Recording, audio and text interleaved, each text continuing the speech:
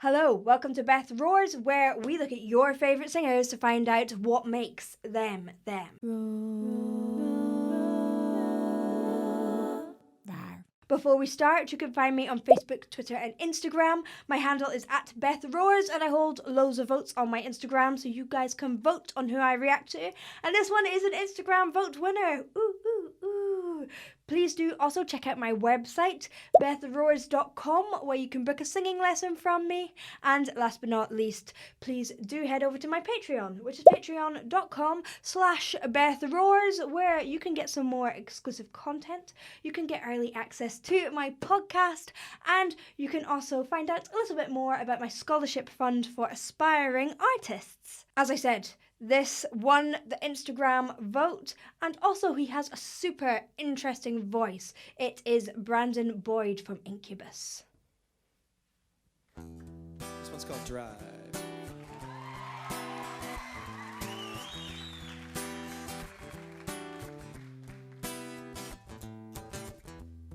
Sometimes I feel the fear of uncertainty stinging clear. He has such a distinctive voice, and I love hearing people's speaking voice. I love their introductions because you can hear a little bit of that in their singing voice. So there you can hear how he uses a lot of vocal fry, which is this sound, in his speaking voice and his singing voice. He does also love these scoops up. Na na na na, these kind of little woo that goes underneath the note and then hits it, and he loves to get onto the sound, which is quite unusual. Often even Americans drop the rhotic R sound. Sing clear, he's really on it, apart from in country music, so it's kind of unusual in this style of music. And I can't help but ask myself how much I'll let the fear take the wheel and steer. It's driven me before, and it seems to have a bag haunting mass appeal. See how he's keeping his vowels really open right into the end? Vague instead of vague. He isn't closing that vowel. He's keeping it open the whole way. A lot of his vowels are quite open, but he has extreme forward placement. This kind of nasal sound. You can find it by doing a wah, wah, wah, wah, wah, like a Donald Duck sort of sound. That is where you will find it in your face, that resonance. And then you want to like warm it to a nicer vowel sound, really. Lately,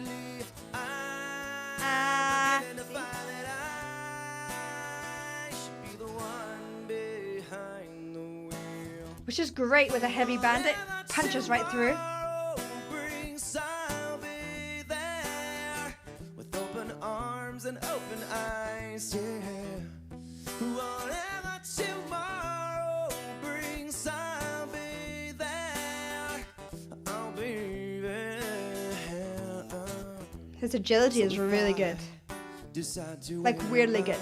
A chance to be one of the hive. So what I find really interesting about Incubus is they do just use a heap of random notes. You'll be like, oh, I think it's going to go in this direction. And then you're like, oh, what is this note? This is not where I expected it to go. It's very minor.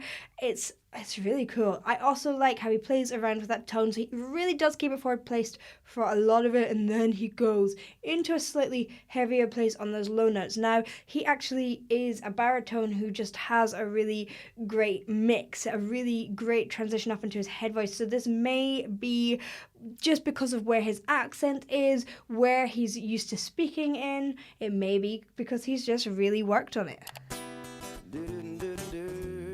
Ooh, little jazz scat. Over wine and hold my own and dry.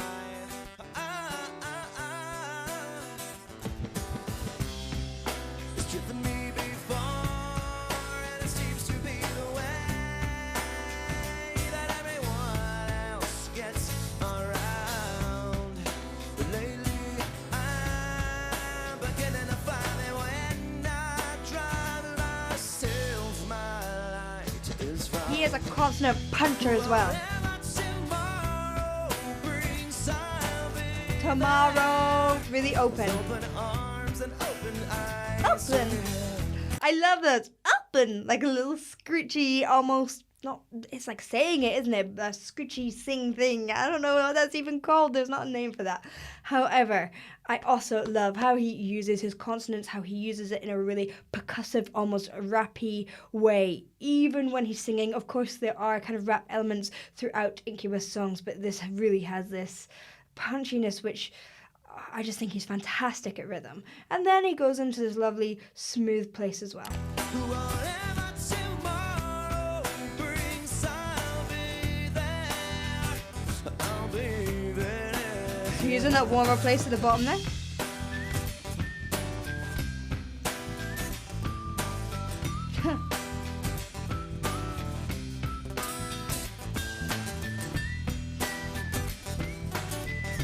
I mean, the whistle solo is just as impressive.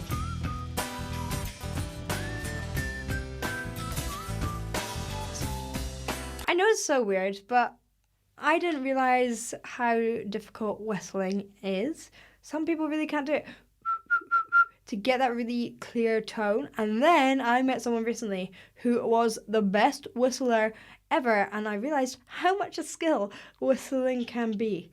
He sounds like a very good natural whistler. Very random thought.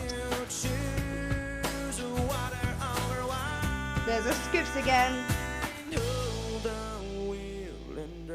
And back into the vocal fry.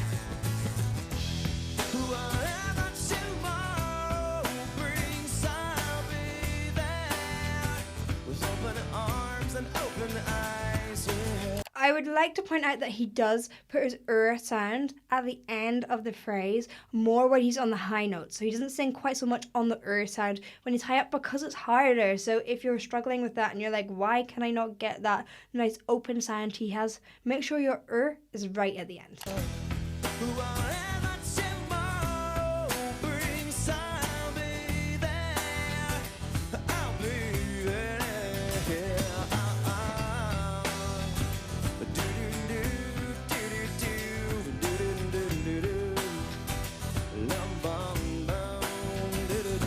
I love how he uses scatting. It brings joy to my soul. It brings joy to his soul as well.